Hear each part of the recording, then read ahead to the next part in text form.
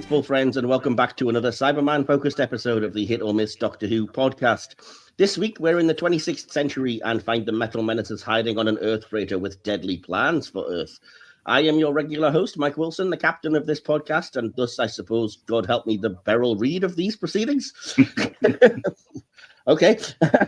I'm joined by a ragtag crew of troopers, mercenaries, and cyber experts. First, it's my loyal first officer and the burger to my Briggs. It's DK. Excellent. How are you doing, buddy? Looking forward to this? I am actually after last time, especially. Yeah, it can't be any worse. I love how I asked you that last time when you were just like, next question, next guest. Yeah. So yeah, the only way is up, as you said off air. So yeah, looking forward to this. And yeah, next up we have a returning veteran of the Cyber Wars, fresh from Nerva Beacon. Welcome back, Josh. Welcome, dude. Hello, it's always a pleasure. Yeah, and again, you were here for the Revenge of the Cybermen, so sadly, yes. Maybe not always a pleasure. Always good to have you here, no matter what we're discussing. So good to have you here again for Earthshock. Always good to be here. Awesome. And finally, making her first appearance on this particular podcast and promising to be more than a mouth on legs, it's Jenny. Welcome. What on earth? Oh, hello. I tried to make it relevant, and I couldn't believe this was the episode where that Janet Fielding thing came from. The whole I'm just a mouth You see. I didn't even know it was from an episode, and I've seen Earthshock before, but yeah, no, I'm just a math on legs. She does nothing in this episode, bless her. But anyway, welcome, Jenny. Looking forward to talking about Earthshock. I'm looking forward to it. Awesome. And yeah, we are going to get into Earthshock a little bit later, but if you are new to the podcast, again, just follow us along. You shouldn't probably be new by now, but, you know, the viewing figures would suggest maybe there is new people. So before we dive into the actual episode reviews, there's a couple of other sections, starting with the first thing we do here, which is to enter into the vortex.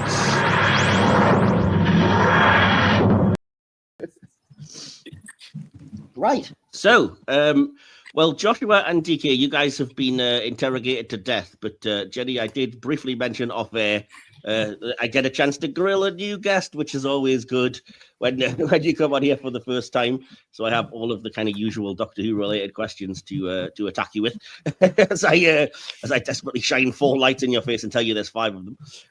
Very wrong franchise, but so yeah, I have to start by asking, what is it that got you introduced you to Doctor Who? Shall I say? What was the first episode you saw, or what was the first thing that you saw? Were like, oh, I want to see more of this, and yeah, what was the start of your journey into fandom?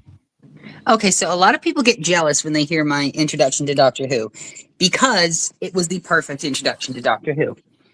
Essentially, a bit of background for this. Both the Sci-Fi Channel and BBC America were airing Doctor Who at the same time in the later 2000s.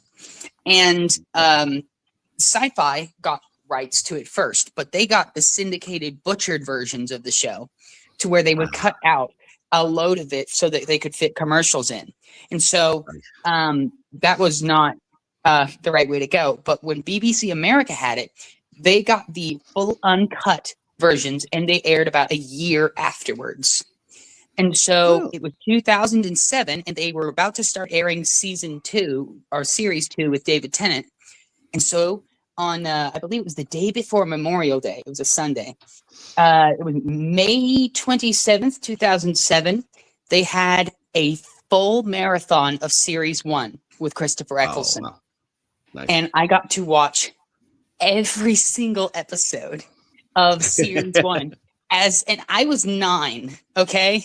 I was 9 and I got to watch every single episode of series 1 back to back to back. And nice. I never once got up to go to the bathroom. I never once did anything. I just watched the entire thing. And then they said, and then the programming said, and now we're going to play them all again.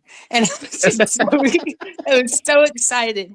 And so I watched all of those. And the moment that I knew that Doctor Who was going to be something special for me was, and this is not unique to me, was when Rose was talking to the Doctor after he accidentally showed up at her home, in the Powell estate, and he held her hand and gave the turn of the earth speech.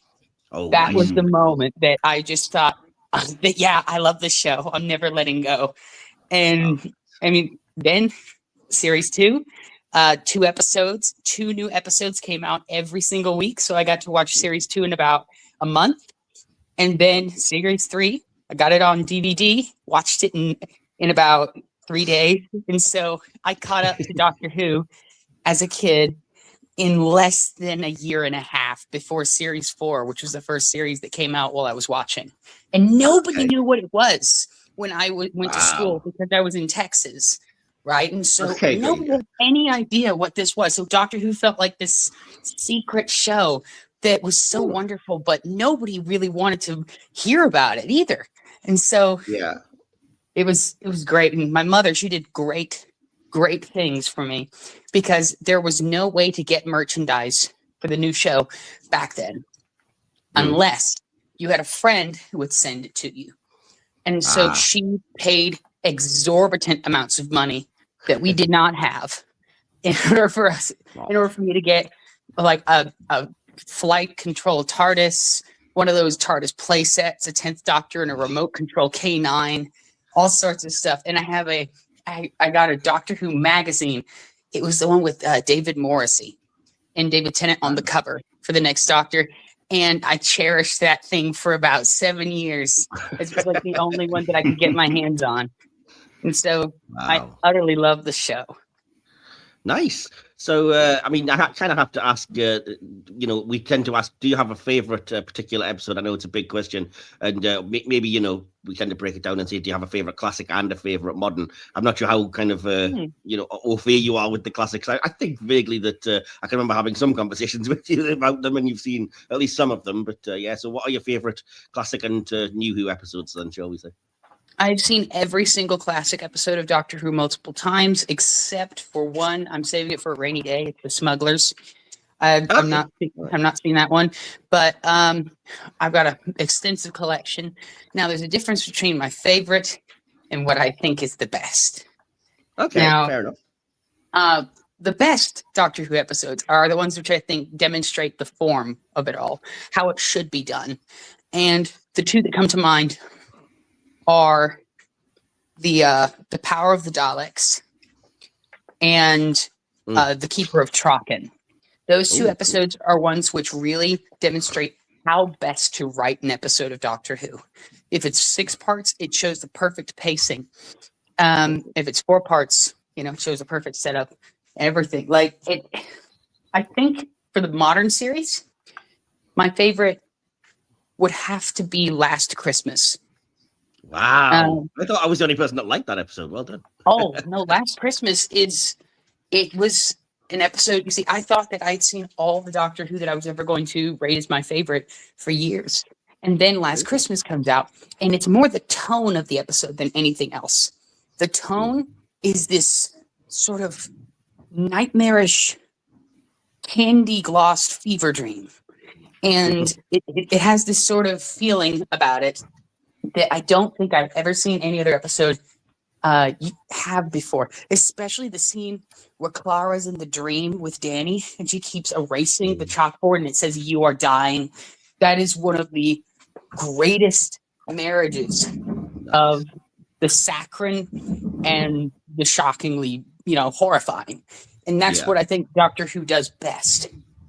And I really wish that they would embrace that tone a bit more. I see what you mean, yeah. Oh, man, I love hearing about, geeky fans geeking about the show. Then it reminds me why I love it quite a lot of the time as well. So, I mean, those are all good choices. That it's safe to say those are probably your personal favorites, maybe? Or because you said best episodes of the classics aren't necessarily your favorites. So yes, those are my favorites. Those are my favorites. Okay. The best can be argued by people who are far more clever than I. Okay, fair enough. And I'm sure it probably has been multiple times in Doctor Who magazine polls and such. So, awesome. So, the last thing to ask then is, because we're doing a Cyberman related season, I've been asking all the guests that come on this particular series, what are your favorite Cyberman related stories, episodes, arcs, characters, anything you want to shout out to do with those metal menaces? Okay. The Moon Base. is one of my absolute favorite stories for the Cybermen, if only for the episode 2 cliffhanger, where they what is it? You searched all the base, yes, every nook and cranny, yes. Did your men search it here? Oh, that scene is it's so well done. Also, just the clever concept that they think they're being, they think there's a disease, but it's just somebody poisoning them. It's so terrifying.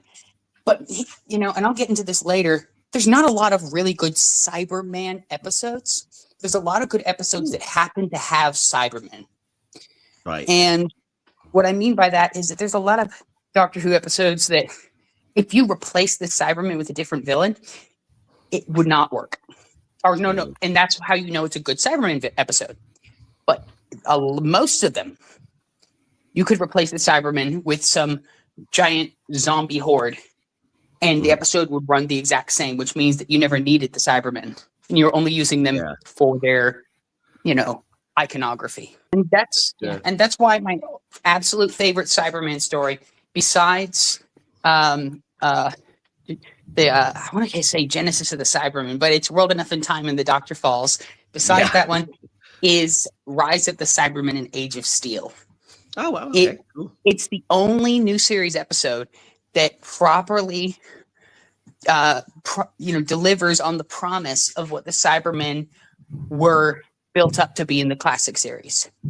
Because, World Enough in Time and the Doctor Falls, it strips them back to the very beginnings. But the Cybermen had a reputation. They had a fear factor that it instilled in the minds of the children who were watching.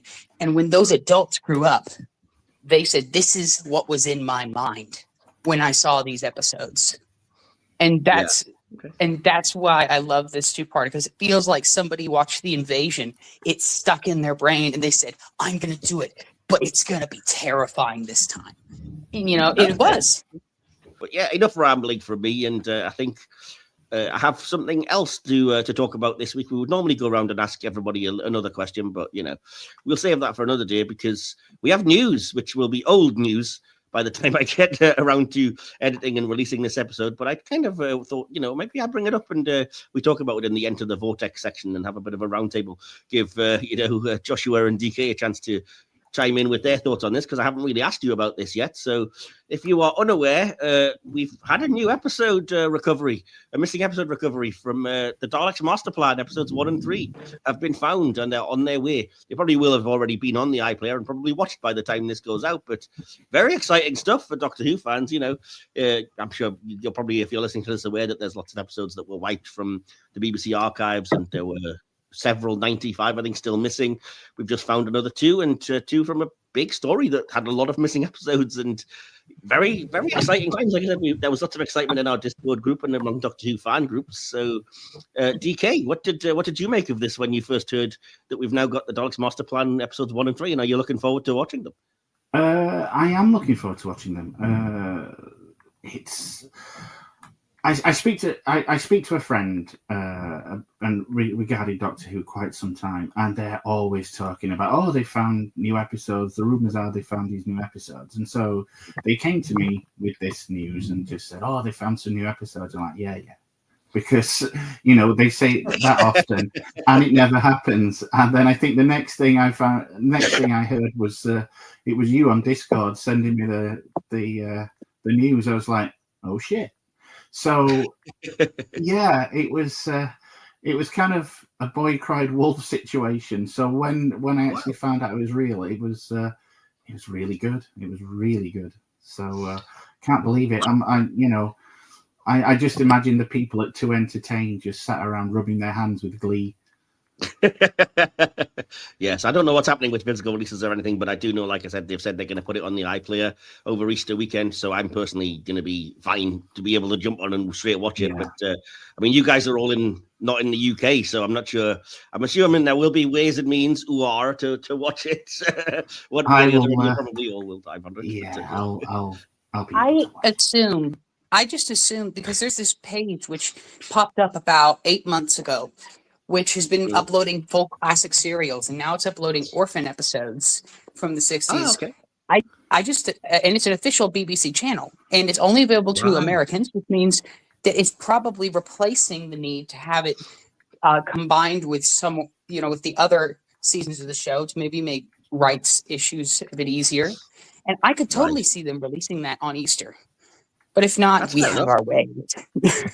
Oh yeah, well I know I was listening to Radio Free Skaro, and obviously they're in Canada, and they said that there's no word on what's going to happen about a North American release, but rest assured, as soon as it's out in the UK, we're going to be watching it. We have our ways, and I was like, oh yeah, no doubt the fans, as soon as it's there, we'll be straight on it. So yeah, weirdly enough, the reason that I found out about it was Jenny in our Discord, who posted in I think all caps, "Oh my God, they found the Daleks Master Plan 1 and 3 at midnight," because I later learned that somebody basically effed up, and it wasn't supposed to go out until the next morning of that day. But when the clock clicked over from midnight into the day, somebody misinterpreted it and was like, "Oh well, it's this day now," and they released it the news earlier than they perhaps should have. That was kind of a throwback to the Chibnall era, when for some reason they would always release all the news Doctor Who related at midnight for y'all. And so I was always up, and I was like, "Yay, Doctor Who news!" But it's it was wild. I was winding down for the day, and I was like, "No, surely not." And then immediately dived on and typed it into Google search and went on the social media, found the official BBC article, started watching the little clip they released, and was like, "Whoa, this is amazing!" So I love the Daleks Master Plan. I've wanted to find more of that for a long, long time, and I'm a relatively new fan, so I've not had that much experience of the excitement of finding new episodes. Though I do remember the Enemy of the World and the Web of Fear being returned. About 10 years ago now, actually, probably, if not more.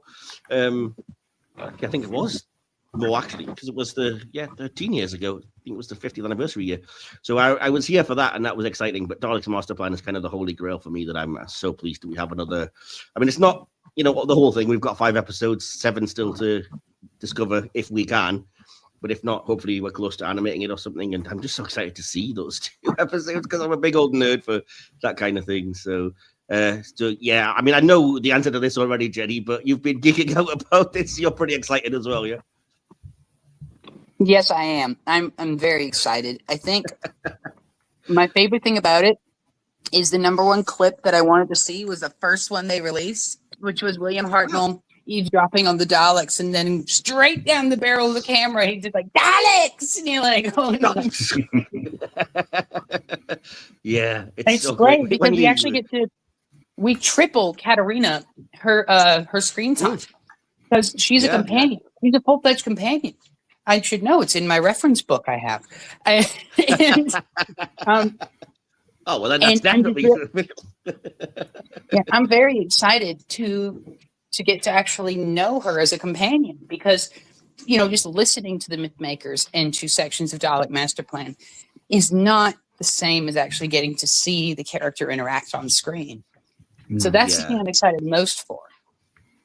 That's true. I was so chuffed to see Peter Purvis was there, he taken under false pretenses, but then was shown the episodes and was absolutely overjoyed. Said it made him so happy, and he hasn't been well, but it sort of picked him right up and everything. But I did feel bad for him, because he even said himself, episode 1, he's not really in because he's still ill from the Mythmakers, and he's like, Nick Courtney's got a big role in it. I'm not really doing anything. So he was really chuffed when because they only mentioned they'd found episode 1, and then we're like, "Oh, we've actually lied again. We found episode 3," and he was like, "Oh, thank God, that's an actual episode I'm in." Bless him. So yeah. So what about you, John? Did you get the news about the Daleks Master Plan? Are you excited, or is it kind of completely over your head? So I did get the news, and actually I had I'm with DK. I saw a couple articles several weeks before the announcement, and they're like, "Yeah, new episodes of Doctor Who have been found." In my head, I'm like, "Yeah, I'll believe it when I see it." And then when they actually released it, and I started seeing actual articles about that they found episodes 1 and 3 of the Daleks Master Plan, I was super excited, because I do love William Hartnell as the Doctor. I do. And it's just exciting to have more episodes found, and hopefully they can keep finding more. I hope so. I mean, they had to put out a statement like, we're not holding any back or anything. We're not going to reveal them at a later date or anything, because they got inundated by the usual kind of overexcited Doctor Who fans. But they haven't said, that there's no possibility of it. And the way that they're doing things is the right way. The group called Film is Fabulous. They're kind of just taking on entire possessions that belong to people who have passed away, rather than, because they said a lot of the time people would just kind of pick and choose, and they'd go in and be like, okay, I want that, and that. You can do what you want with the rest. Whereas now they're taking people's entire collections. And they said this chap that had the Daleks master plan, a lot of his collection was just old videos of like trains.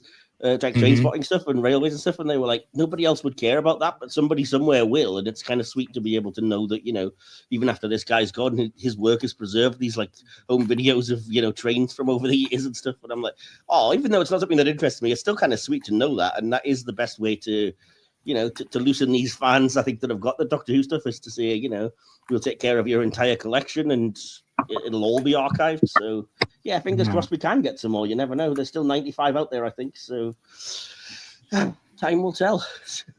Hopefully they find all of them within our lifetimes.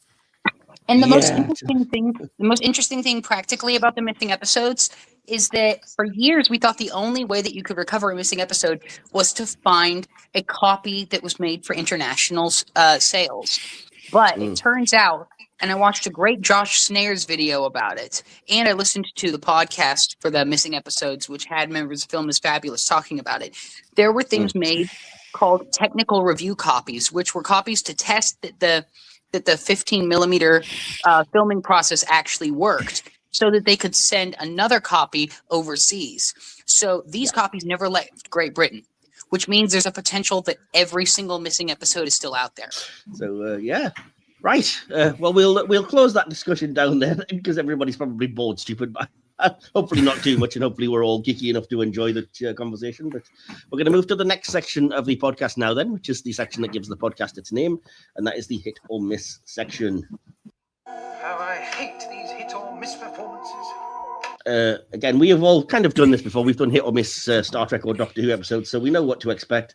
But again, if you're a new listener, hit or miss is basically where I just shout out something from anywhere in the universe, ask if it's a hit or a miss. We debate it back and forth, try and come up with some kind of consensus. And then I kind of ask on social media later in the week when the episode comes out, and that apparently causes a whole new shitstorm if you're on Facebook groups. That's a different story. Okay, now I'm intrigued. Yeah.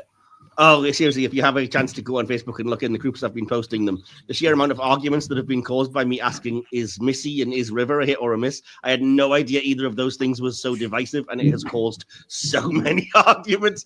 And I'm like, I really wish like any of these hundreds of people would actually just watch the freaking podcast and see us debate it and get involved, as opposed to just arguing on Facebook about it. So if that's you, please listen to the podcast, like, share, subscribe, spread. So yeah, anyway, I've got 10 things left here on my list, because I've been doing it the very particular way for this series, whereby I do it kind of lottery style. I ask our guests to pick a number between whatever I've got, and we hit for something at random. And again, I've said this all the time, but some of the things will be Cybermen related to fit in with the theme, but not everything will be. And yeah, so that is that. And so, again, I'm down to the last 10 because I haven't bothered putting new stuff in, because we're coming towards the end of this run of episodes. I didn't want to overload it. So, Jenny, you are the newest guest, so I'm going to come to you first, I'm afraid. Would you like to pick a number between 1 and 10 and hope it's something good to debate? How about 2? Okay, number 2 is an episode, not Cyberman related, and quite recent. So hit or miss for the episode The Well, as I desperately look for a picture. And again, Jenny, you picked this, so you can go first with your thoughts on The Well, hit or miss. Okay, so a lot about The Well works. So overall, I'd say hit. But there is the issue that you have to ask, could they have chosen a different monster than the Midnight Entity? Because it feels as though its inclusion was just for dramatic effect, and it didn't really need to be that creature. Yeah, well, I mean, behind the scenes, they have said it wasn't intended to be. It was written as something completely different. And then Russell T Davies, in his usual way, was like, we could just make it the Midnight Entity, in much the same way that he also went, we could just make this Omega and ruin him later in the season. But, that's a debate for another time. So I can see where you're coming from. It wasn't intended to be that. I don't think I mind it, but is that something that that's a kind of sticking point for you on the episode? I wouldn't say it's a sticking point. It's just something that bugs me a little. Overall, it is a fantastic episode of Doctor Who. Okay, cool. So overall, you're definitely more on the side of hit than. Oh yeah. What are some of your highlights, if you don't mind me asking that? I really liked what is it? The conceit of the creature this time around was really unique. And I also think that one of the best things about the episode is that it showed that the Gatwa era could go to an extremely dark place if it wanted to. You know, because with Empire of Death, you know, everybody gets turned to dust and everything, but then everybody comes back, and it kind of completely negates any kind of weight that had.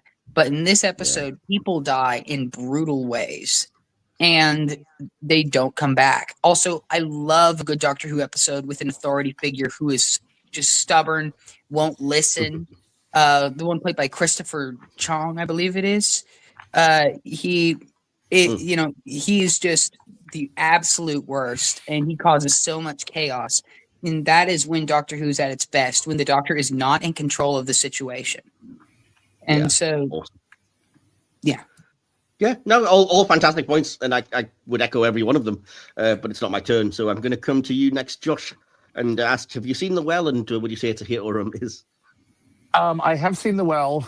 I like the episode. I like the story, but I feel like that Russell T Davies made it the Midnight Entity simply for nostalgia. And I feel like he was just, and I noticed that with the new era, he does that a lot. He pulls on stories or ideas that he had from his first run as showrunner and kind of adds those into these newer episodes. And it's like, come up with something different. Come up with something new. And for me, it, like, in general, it was a hit, but I feel like Russell T Davies could have done something different with it and made it and kept it as a separate entity as opposed to the Midnight Entity. Yeah, but do you think it worked on its own then, as kind of the threat, the way that it was done and the way it was kind of still kind of hidden, and it has its own sort of unique way of killing and things like that? Oh yeah, I definitely do. I definitely do. And it's funny because actually early this morning on one of the forums that I am a part of on Facebook, they actually had a clip from The Well on there, and I shared it because I do like the way it hides behind the person, and like Jenny said, these people, like everybody was saying, they die in such gruesome ways in this. Like they were shooting each other trying to get rid of this thing, and it would just jump to the next person, and it's like, okay, that definitely works. But again, it's for me, it is a hit because of that. But I think it could have been done a little bit differently. Okay, fair enough. Over to you then, DK. We have 2 hits with slight criticism, shall we say, a little bit of trepidation. And would you say the same? I would.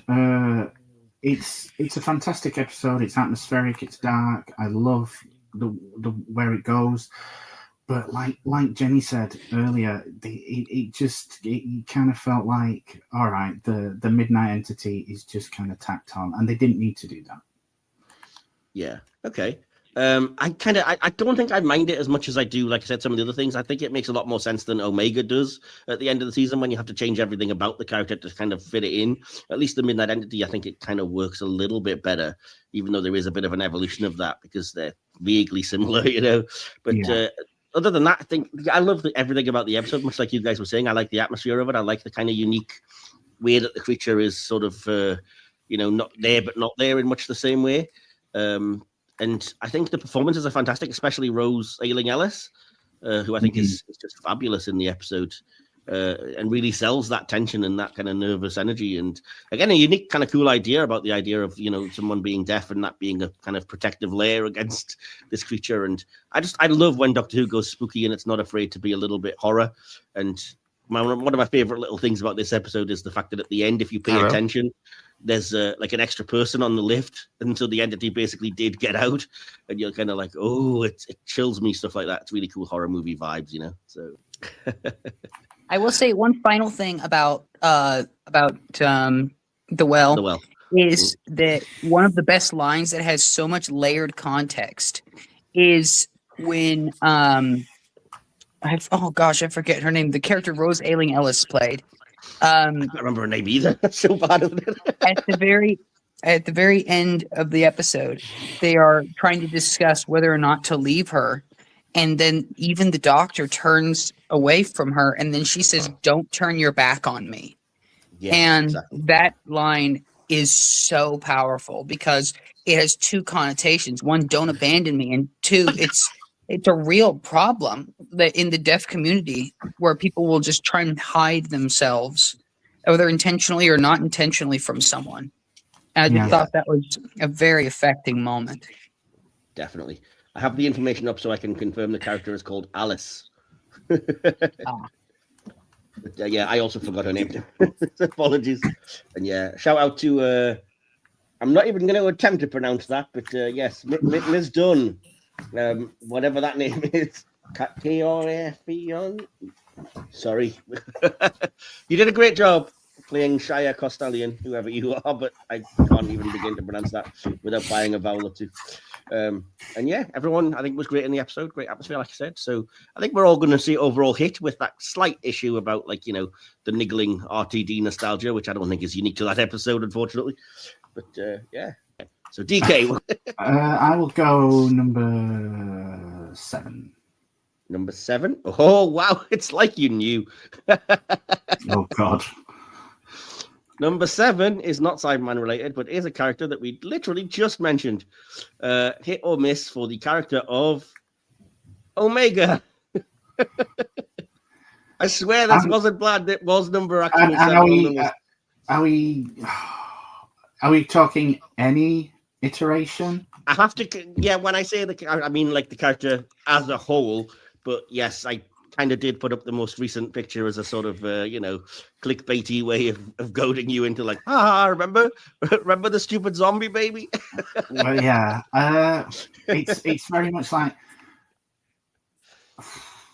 I love Highlander. I love the movie Highlander. Where are we going with this? But after that first one, it doesn't exist. And I like the Three Doctors. And Arkham Infinity is pretty good. But after that, we never see Omega again.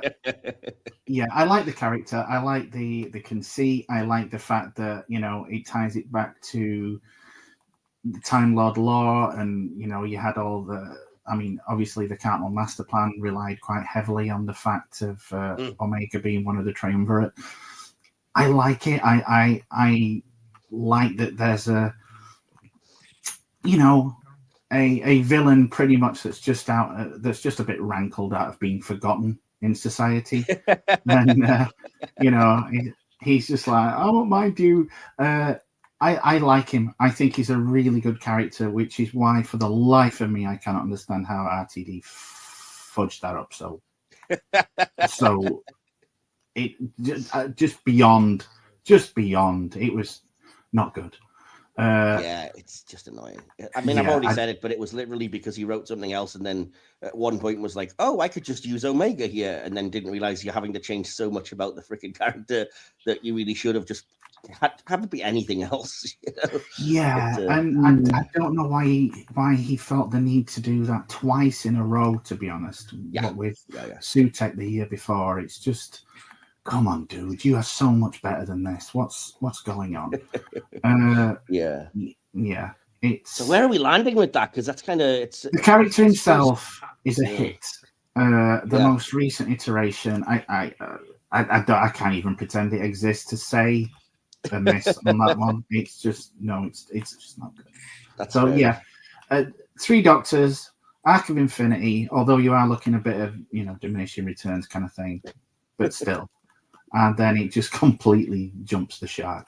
So still, there's something to be said for Peter Davison covered in like Rice Krispies in the Amsterdam sun, you know. and it's still better than the baby. Oh, of course it is. I mean, come on. But, yeah. Okay, over to you, Josh. What do you think of the character of Omega as a whole? I actually, okay, so I'm of the same mind as DK. Like, I love the character of Omega. It's a great character. But just the way they did it for Gatwa's era, it was like, does everything have to? Do all the big bads of the season have to come out looking like some type of dried up Egyptian mummy? Like, what At least do they with do? Sutek, it made sense. Yeah. Exactly. And then when I saw it, and then at first when the Ronnie first appeared, I was like, okay, fair. And then when the Ronnie's bringing out Omega, I'm like, oh god, oh, he's just pulling everything from the classic era, isn't he? And Yeah.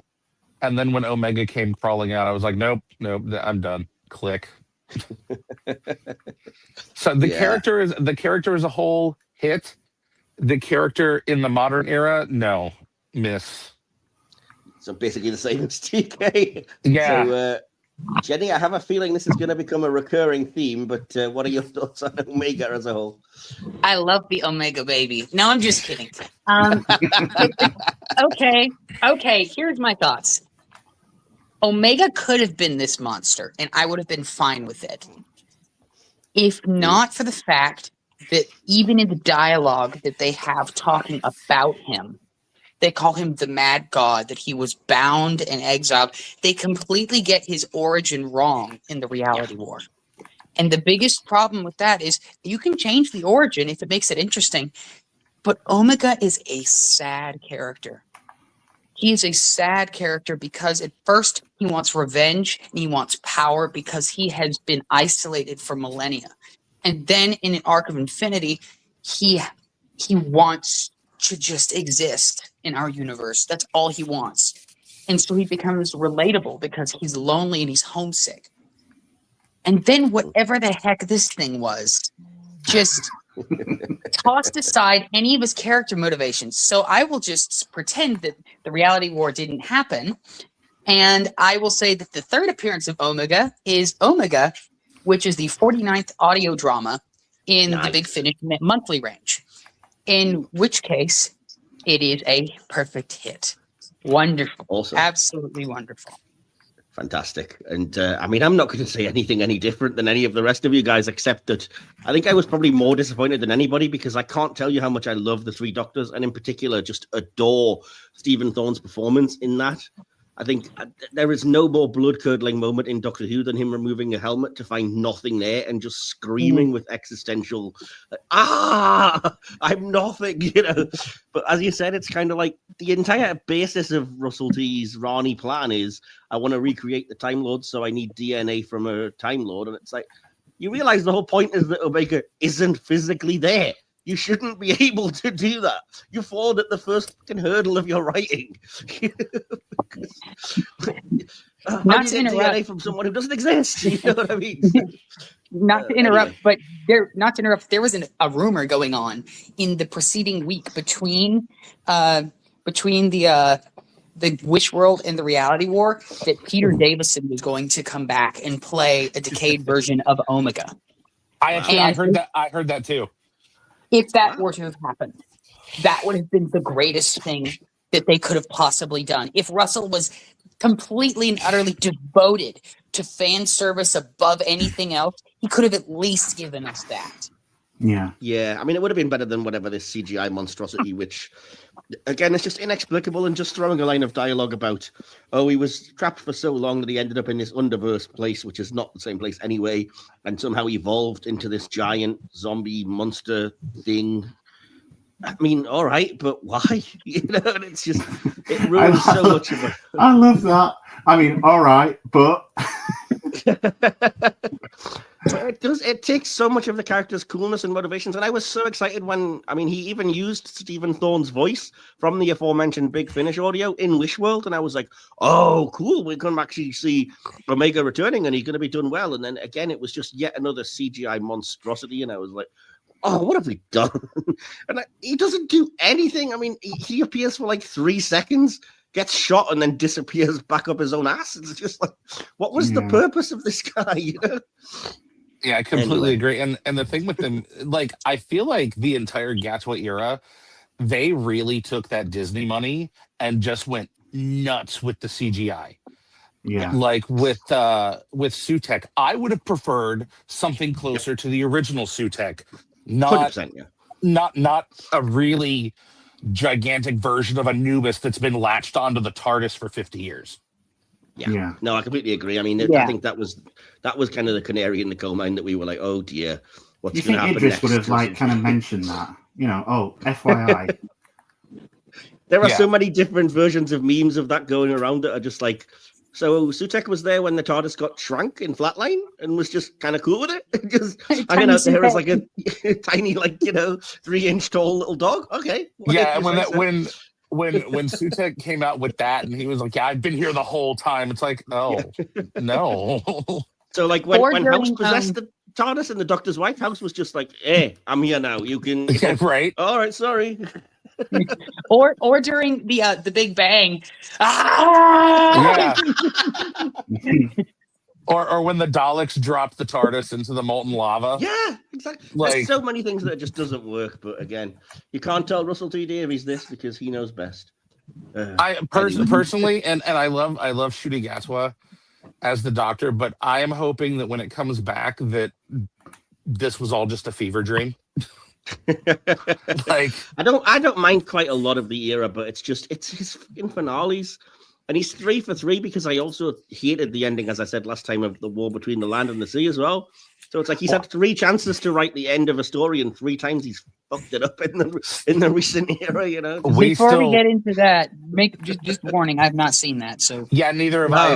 It's not available here, and I actually read an article 3 or 4 days ago that it may not be available here at all. The Disney may not put it on Disney Plus here. I did read that, yeah, because I can't imagine that they would be allowed to do that, but it's just weird how it's definitely not going to air before at least May, because they release what's happening in the next kind of couple of months, and it's not on any of the schedules. Yeah. So, and which is really sad because I heard really great things about it, and I wanted to see it. So yeah. I loved episodes kind of 2, 3 bits of 4, but then again, I just think Russell T Davies can't land the ship with these things at all without giving any spoilers. I was so disappointed by the ending of it. It was the salt line that did it for you, wasn't it, Mike? You'll never swim alone, DK. I will say this. I mean, you know, I was very reluctant to watch it, especially after Reality War, but it was a pleasant surprise in that it wasn't a complete car crash for me. Oh, it's not disastrous, and the build up to it's fantastic. It's just, I think it's the opposite of Torchwood Miracle Day in that it probably should have been twice the number of episodes instead of half the number of the Miracle Day, because it just seems like don't even get me started on Miracle Day. Oh, I mean that thing went on way too long. But no, there's a lot that happens in War Between, and it seems like it's building up, and it crescendos around episode 4, and then it just feels like episode 5 happens, and it's like, oh shit, we got to end this. Well, all right, okay.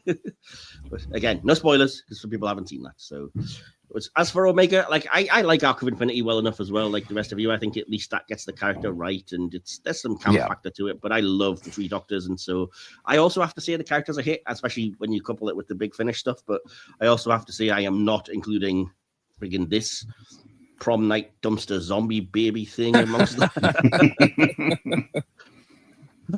Anyway, moving on. I was talking to Mike that you know, they did an independent audio where Omega was played by Brian Blessed. You may have done, but I can't really remember it. Yeah, that was all right. I kind of like that. Still got to be better than whatever that was. I tell you what, we'll do one more because I don't want to take too much longer from the mistake. So, would you like to pick a number between 1 and 10? What numbers have already been picked? I know 2 was picked. What did DK pick? 2 and 7 have been picked so far.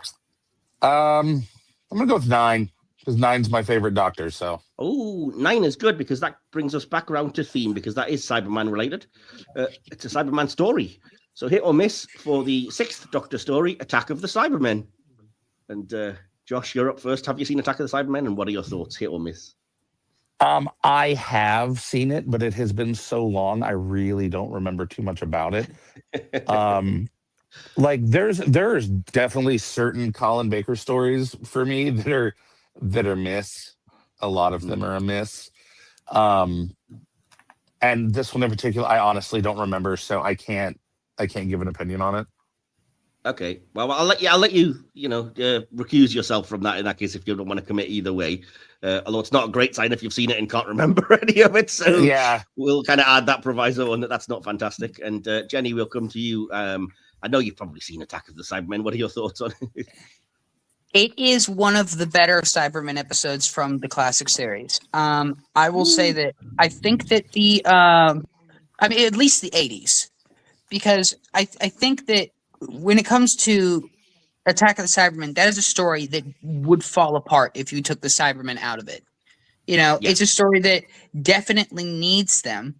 And even if it's a little bit overcomplicated in the lore and how it fits everything in, that doesn't matter because you have the Cryons, the Cybermen, and Lytton as the main forces in this story. And the direction in this story is the strongest of any of the Cybermen episodes from the 80s. I know those are fighting words, but I do think that Matthew Robinson, he also directed Resurrection of the Daleks. He brings this gritty kind of dark setting and tone to this story, and it's really, really well done. Also, the guts of a Doctor Who story ending on a note where the Doctor just says, "I don't think I've ever misjudged anybody as badly as I have with Lytton," and that's it. That's the end. Like it's a really interesting episode of Doctor Who, only failed by the musical score. The musical score is extremely it's like a child who is given a synthesizer has decided to try and make music to his favorite program. It doesn't really work. And the Cybermen thing, that I'm like, what is that? Like, I mean, that's really not effective. But anyway, so overall, love everything about it. Maybe a little convoluted. Don't understand the drama behind who wrote it, and music. Music needs to, be better. But other than that, it's a great episode.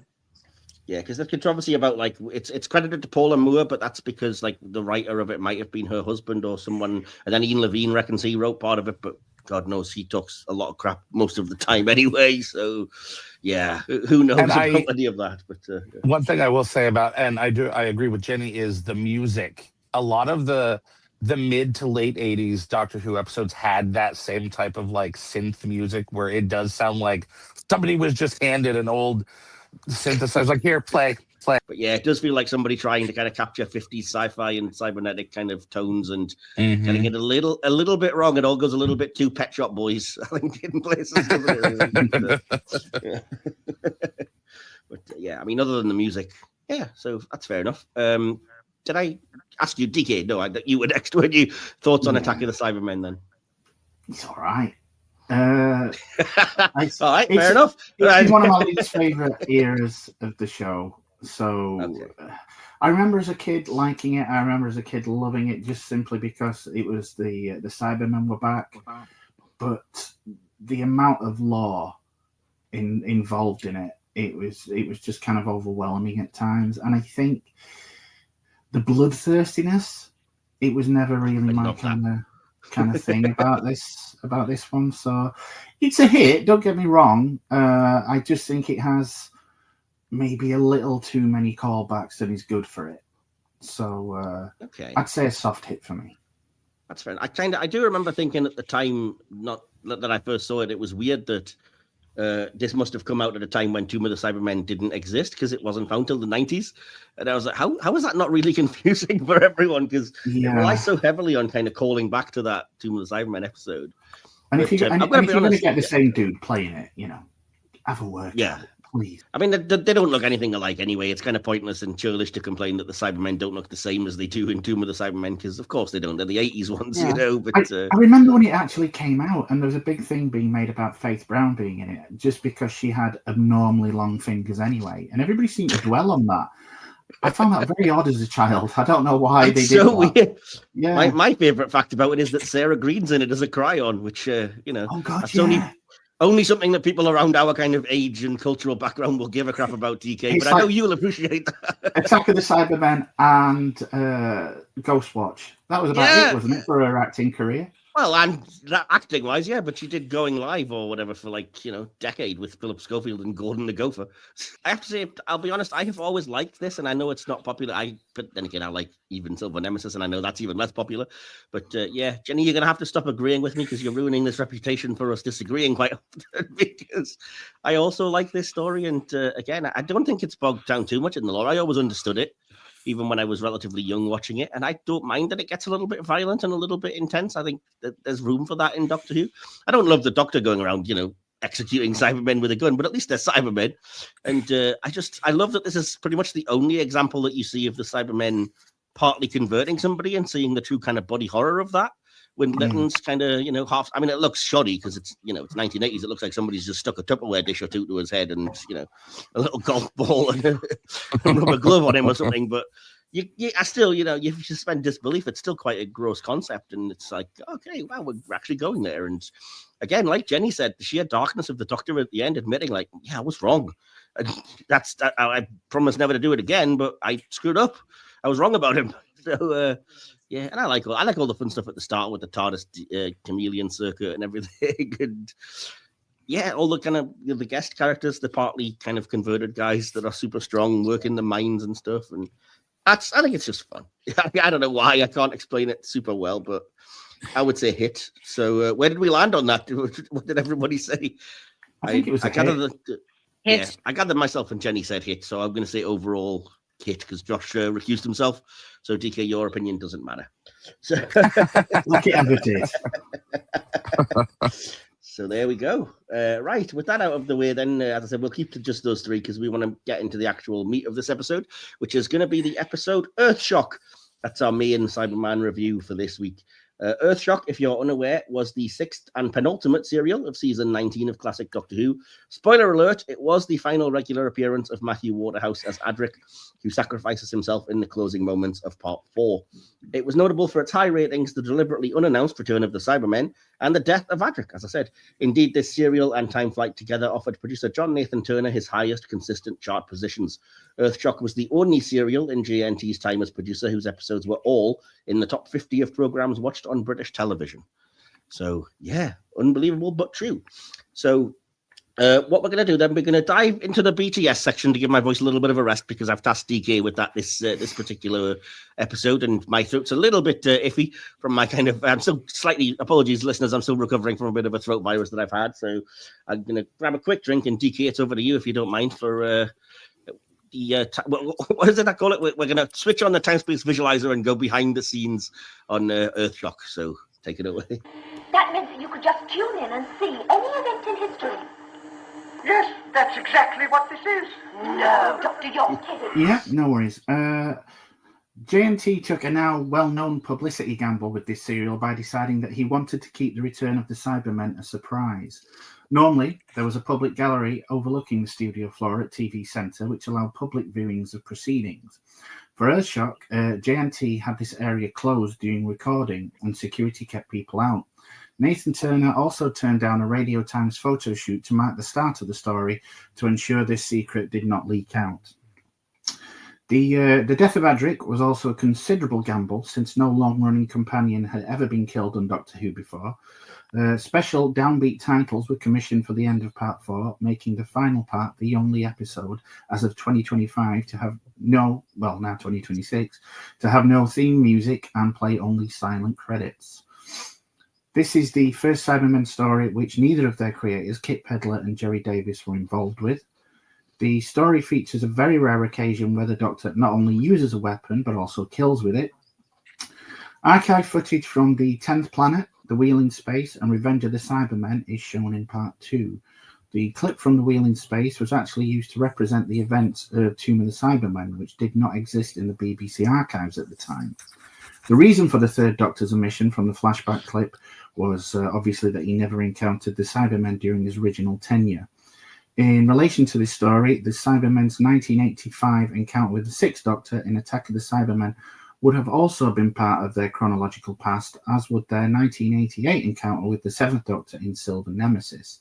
Neither were seen as part of the flashback clips. The real-world reason for this, of course, was that although these events would have happened already in the timeline, the serials with their respective Doctors had not yet been created for the show. John Nathan Turner was inspired to have the end credits roll in silence after Adric's death after seeing an episode of Coronation Street, which did the same thing when character Martha Longhurst died suddenly. Peter Davison, though, thought he was cheesy. It originally placed the script titled The Enemy Within. You know, how many times have you heard that title? Written by Christopher Priest, which was also intended to write out Adric. And the working title for Earthshock was Sentinel. Designer Richard Gregg created the new look, which was loosely based on the Invasion era Cybermen, with the actors wearing sprayed silver cricket gloves. Yeah, that's all I have, really. So, Cool. Back to you, Michael. Awesome. Yeah, so the next thing we're going to do then is what I would normally start with if I hadn't had a bit of a throat issue. And I'm going to go around and ask what your kind of initial impressions are of Earthshock, if you can remember the first time you saw it and how it hit you, particularly in the case of, you know, the ending of this episode. It's kind of infamous. So, yeah, Jenny, I'm going to come and ask you first. Can you recall the first time you saw Earthshock and what your initial impressions of it were? Well, Earthshock was one of those rare stories that was very difficult to watch. Because with most of Classic Who, the only way I could get it at the time, this is before it was available on Hulu for a brief period. I went and watched every Doctor Who, but they were all on Daily Motion, and so they weren't exactly in the highest of quality. And Earthshock was not on there. They would just not allow that one to be on there. And so I only watched Earthshock when I finally was able to get a legal viewing of it on Hulu when the series was there. And the thing about it was the main twist of it had already been spoiled for me. Adric's death and the freighter crashing and making an impact 65 million years ago. That had already been spoiled for me. And so also the Cybermen's involvement in the story. And so I was able to see the story for what it was without the shock value and without the twists dictating my opinion. And I feel like I may, if you're worried about us not disagreeing, I feel like I may say something really, really shocking. Shock. I don't like Earthshock that much. Oh, there's some good stuff. There's some good stuff in it. There is some good stuff in it. But I feel as though the way that it is put together, it is not a Cyberman episode. It's an episode that happens to use the Cybermen as foot soldiers. Ooh. And everything else that happens in the story, there are some really good moments, but the direction is not as good as it should be. This, alongside Legopolis, are misses for Peter Grimwade. Full Circle and Kinder were his only really big directorial successes.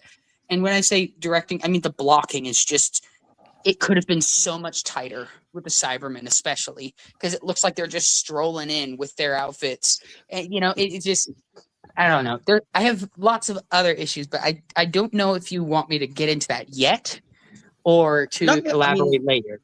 No, we can elaborate later. Just don't let us, railroad you into not saying it. And you're allowed to have a differing opinion. Although we all kind of did immediately shout "Burn the Witch," I think. You really do need to put a gif of Uncle Albert doing that kind of thing in there. Yeah, the collective intake of breath was audible. Yeah. So apologies if you feel picked on. You're more than entitled to your opinion, and I've got to say, when I get round to my opinion, I may as well just say it now. When I first watched this, I was of a similar mind, because I've told this story again multiple times. But when I decided I was going to watch Classic Who, I decided the best way to do it was to watch all the Dalek and Cybermen episodes. I don't know why. It's because I knew them from the newer series and they looked cool, and I was like, that'll do. It's something of interest, and I know it's not going to be hopefully that boring. So Earthshock was actually one of the first two videos that I got along with, DVDs that I got along with Genesis. Cybermen. It was Earthshock and Genesis of the Daleks that I got, and I remember liking Genesis of the Daleks a lot, but still thinking, okay, maybe slightly overrated. But then when it came to Earthshock, I was kind of like, I was impacted by the ending, I won't lie, and I kind of get the idea that was all over the DVDs and stuff about like it was a big surprise the Cybermen hadn't appeared for however many years and it was kept secret, and I get all that, but yeah, when I was very young watching it, I was just like, the pacing of this just feels a little bit slow, and I'm not quite sure where we're going with it, and it does take a little while before you actually get into the meat of what the actual Cybermen's plot is, and I don't think it's super well explained. I'm fine with it now. I think my opinion of it's improved a heck of a lot, but as a youngster, I was just kind of like, and I have to say, even now, there's some dreadful miscasting in it. I mean, freaking Beryl Reid. What's wrong with Beryl Reid? I mean, I think I've got it written somewhere, but I'll just say it now. It was written in the script that this was supposed to be an Alien reference, and they were looking for a Sigourney Weaver type to play the space captain. And John Nathan Turner cast Beryl frickin' Reid. I mean, come on. I see Beryl Reid in this, and I just think, Ken Dodd is forgiven. Because at least he's supposed to be playing that type of character. This is like, she's a Ripley surrogate, and you just know. But she's a Ripley surrogate, but she looks like she's just come straight out of like the Coronation Street salon or something, and it's just I just remember from all of these sitcoms and the Carry On movies. Yeah. So even as a kid, when I saw her, I was just like, okay, that's cool, but what? Although she does get the best line in this whole thing when I think the security guy that she's always beefing with is like, we've apprehended them, and she just goes, why can't you just say court? You're always so melodramatic. Just like, is that somebody having a dig at the script writer, maybe? But yeah. So those are my particular issues with the episode. Again, I'll get into my overall thoughts, although a heck of a lot more positive, I suspect, than Jenny now. And a lot of things that I think really do work and are effective. And I have to disagree. I think the Cybermen work a heck of a lot better here than they do in Revenge.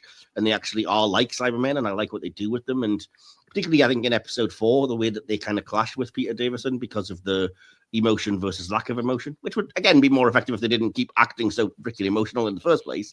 But that's an acting note. The fact that they all walk around, as we said last time, because of the success of Star Wars, they have to all go around pretending they're Darth Vader and everything is excellent. Yeah.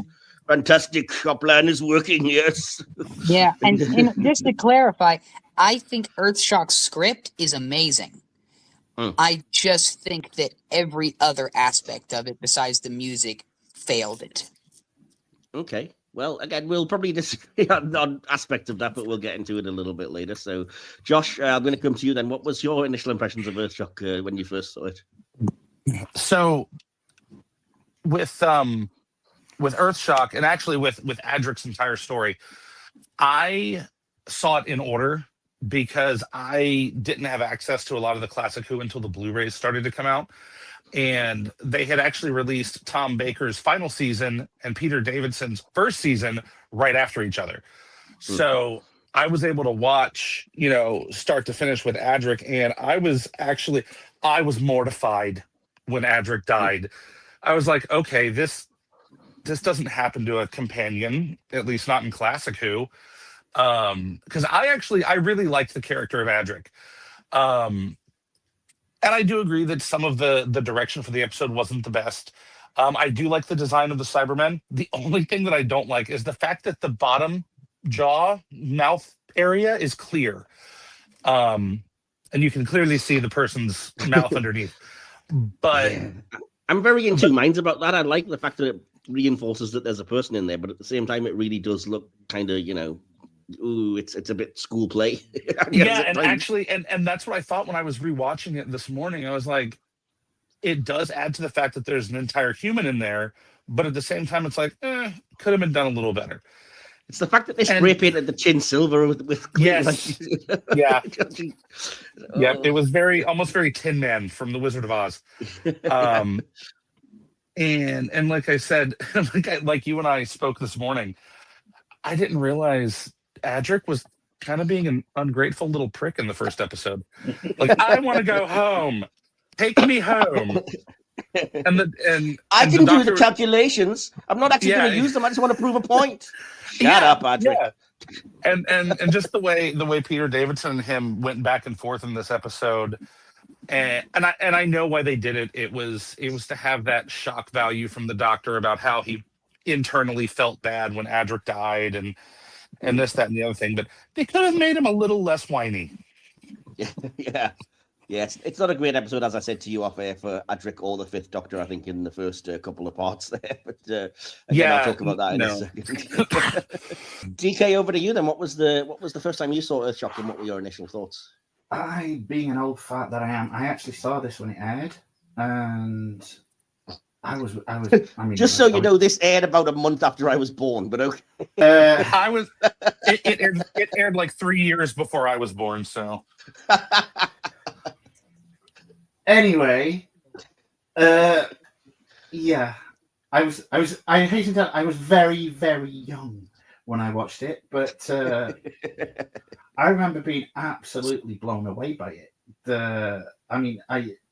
I think I got into Doctor Who and I'd seen the Five Faces Doctor Who or whatever. I picked up on the Cybermen and found them to be a really cool concept.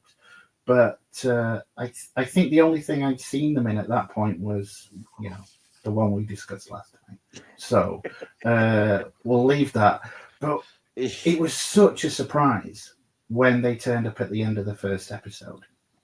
And I remember just being blown away. And I loved the design of them in this. I mean, I was a kid, we take things on board that you necessarily shouldn't.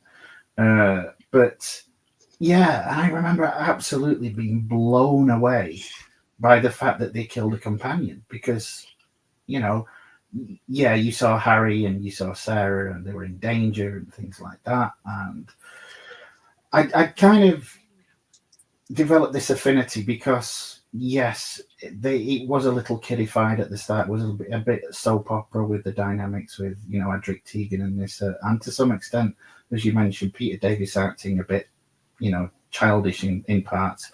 But I never for the life of me thought they would kill a companion. I mean, I know it's an everyday occurrence these days, unless you're Stephen Moffat and you can't get rid of someone. But it just seemed, the entire concept, and even the end credit sequence, the silent end credit sequence, it was something big back then. And I remember all the kids in the playground were just talking about it. It was unreal. It was unreal. So as a kid, loved it. Going back now, it's not my favorite. It still holds up well, but it surprised me. And going back to what Jenny mentioned earlier, to me, some of the bits of this are really good, even though they're not strictly a Cyberman story. It's just a story that happens to have the Cybermen in it.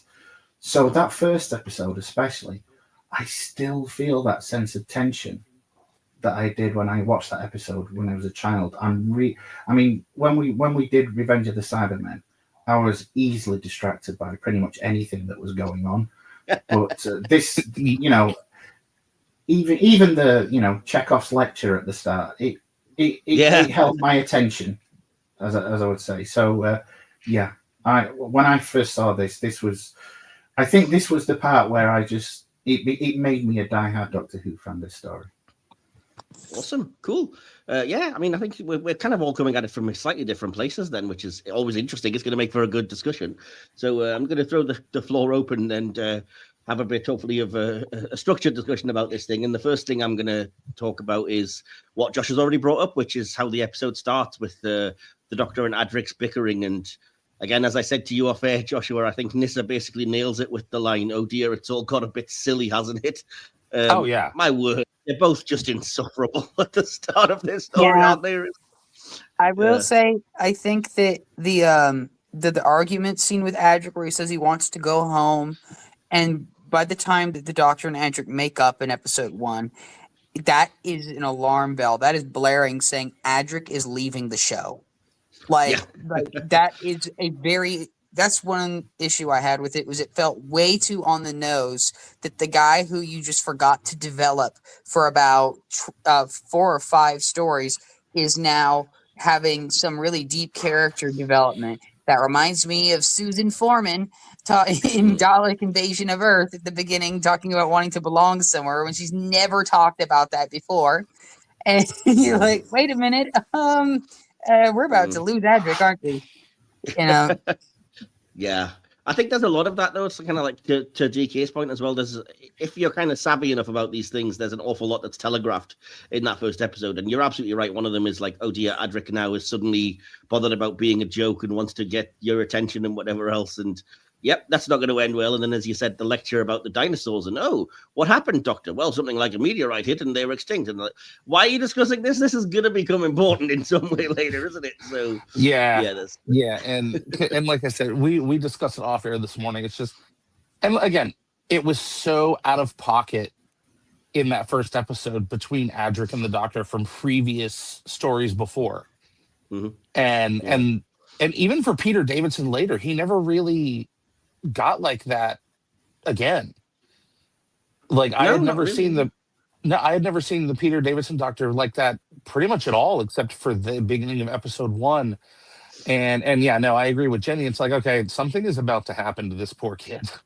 Yeah, like they do say that as well, because don't they say at one point, oh, ever since his regeneration, the Doctor's acting surprisingly immature. And I'm like, is he? I mean, sure, in this one he is, but again, that feels very convenient, I think, in some ways. And he is, obviously, Peter Davison is younger, but yeah. Go on, Dikea. I think they use mischaracterization quite a lot in this, because I remember Nyssa later on in this being an absolute ass to people. Oh, yeah. I think she's good in this. But okay, go ahead. No. Nyssa's just a bitch in this one. She just sits in the TARDIS. Like there's that's a problem, and that is not Earthshock's fault. It's the fact that they are 3 companions, which is a problem this story fixes. But it's true. It's still it is an issue. Yeah, 3 companions. 3 companions is definitely a tad much. It's always too much. It was during the Chibnall era as well. It was, I think, everybody's biggest issue with that as well. It wasn't during the first Doctor era. I don't know why they can't do it right anymore. Well, I mean, that's an era where everything was slower and paced differently, and you had 6 25-minute episodes to do things, So yeah, it was a very different kind of thing than having a 45-minute episode to try and accommodate 3 people into. But yeah, well, with having the 3 companions with Barbara, Susan, and Ian. Thank you. It was more with Barbara and Ian. They were more kind of like almost like one companion.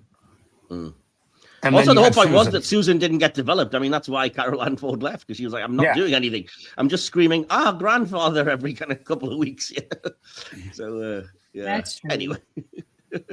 But I mean, I have to say, I disagree with regards to Nyssa. I actually made a note that I thought she was decent, because at least she gets something to do. She takes charge. She pilots the TARDIS, and she kind of tries to rally the people in there. I was devastated when Leslie Dunlop got killed. I think that's the name of the actress, the woman that was being really nice and gave Tegan her overalls. I was like, oh, no. Yeah, that brings up another thing. I think besides her, none of the side characters were likable in this story. None of them. No. Not at all. And the fact that you have no likable side characters and half of the main cast are dicks for some reason, it makes it extremely difficult to engage with the story emotionally. At least it did for me. Yeah, spot on. That might have been my issue when I first saw it as well, because I don't think I registered it, but you are right, it is difficult, especially like you said, when the character that you're supposed to empathize the most with is just so woefully miscast that you just can't look past it as well.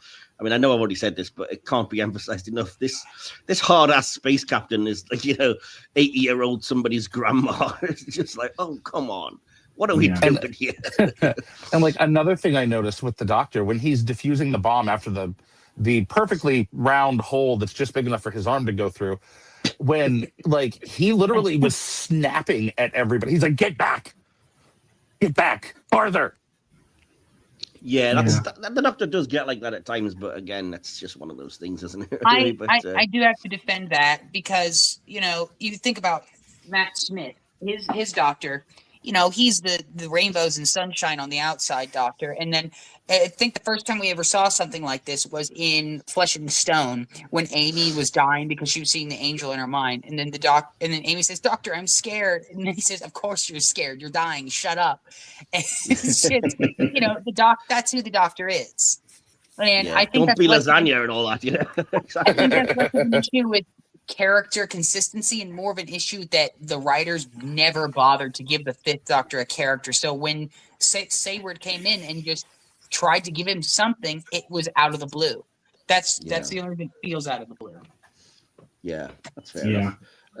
So then the last thing I kind of want to talk about, unless we'll open it up to anything else that you wanted to mention, but the last thing I had to discuss was what do we think about the Cybermen's overall plan? The idea that, it takes a while to have it explained to us, but ultimately the plan is to supposedly take over this freighter and then use it to get through the Earth's defenses and use it as effectively a big bomb to blow up the conference of people that will eventually unite and win the cyber wars. So that would deal a crippling blow to them because they're all together on Earth for this conference.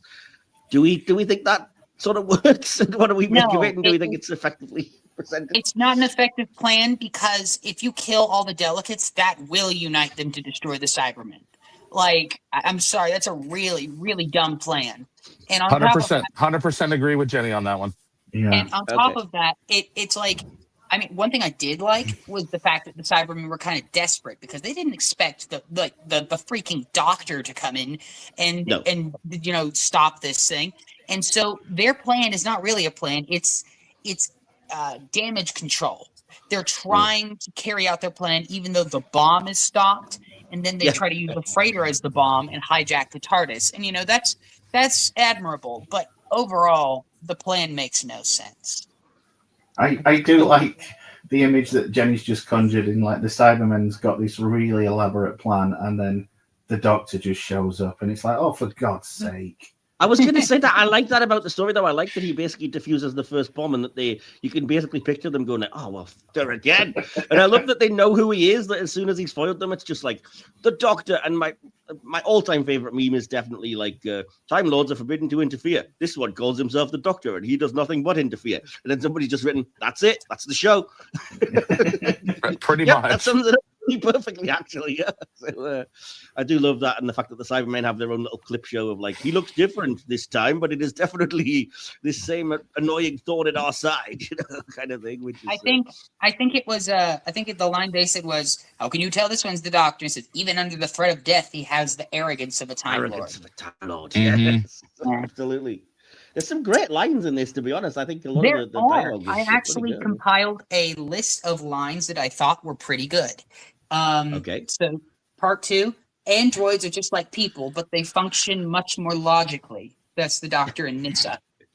Then the Fifth Doctor in the cargo hold. Doctor, why are you doing this? I want to announce my presence and see what the reaction is. Always very good. Yeah. I think that's pretty much it. But yeah. I think I mentioned a few of them, but yeah, Tegan calling herself a mouth on legs comes from this story, which is surprising because she doesn't get a lot to do, bless her, in this. But, and then like another one of the lines that I didn't notice the first time I watched this was Adric, even in the face of death, was still kind of a little arrogant because he's like, well, now I'll never know if I was right. I love that. I love that for last time. I love it too, but it just shows that he's a little arrogant.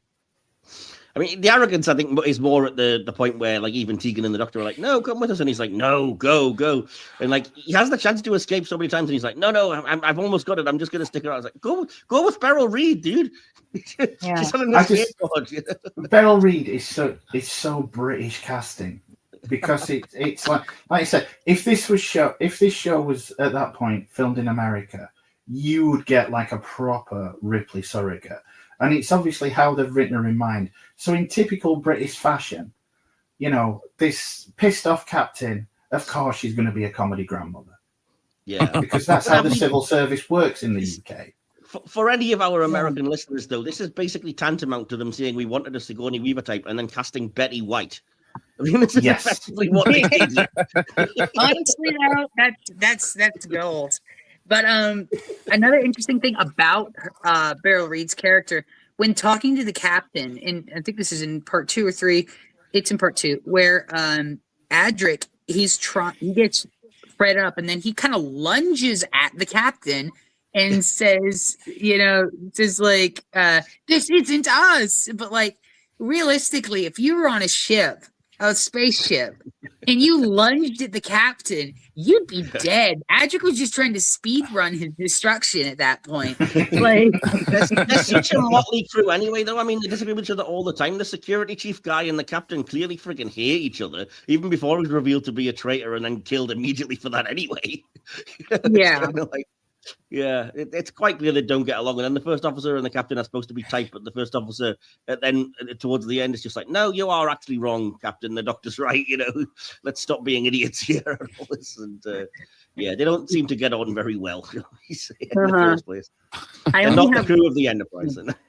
I only have one more thing to mention, which is that in every single scene that Cybermen are marching and coming out of their tombs and everything, every single one, there's at least one Cyberman who bumps into a wall or who trips or who stumbles. And I just think that I personally think that is a detriment to the story. But I love it. It makes the story for me. I have a video, but I sent it to a few people when I was watching the episode, and I think it's hilarious because the Cyberman, as they're escorting Adric and the Doctor downstairs, the Cyberman just trips on one of the steps so visibly, and I'm just like, Cybermen are superior in every way, except when it comes to navigating stairs, apparently. And it just looks so completely ridiculous, but I'm like, I love this. This makes it for me. It's just like, it's 1980s BBC. You can just tell they were like, we could do a retake, but that's another like 10 minutes and a few $1,000. Just keep it in. Yeah, roll on. And I have to say, as I was trying to kind of keep up with that kind of funny tone when the Cybermen start breaking out and they're doing the kind of obvious homage to Tomb of the Cybermen as they're ripping out of this inexplicable plastic, I'm just like, no, don't come out of your poly bag. Now you're no longer a collector. Oh my God. When I saw that, I was like, vacuum sealed for freshness. I'm sorry, but when they were getting out of those that plastic wrap, it really looked like they were high on ecstasy or something and just sensually feeling around. Like, what is this? My hands can touch everything but themselves, man. I feel everything and nothing. I when the one gets back into suspended animation, it's trying to pull the bag over its head.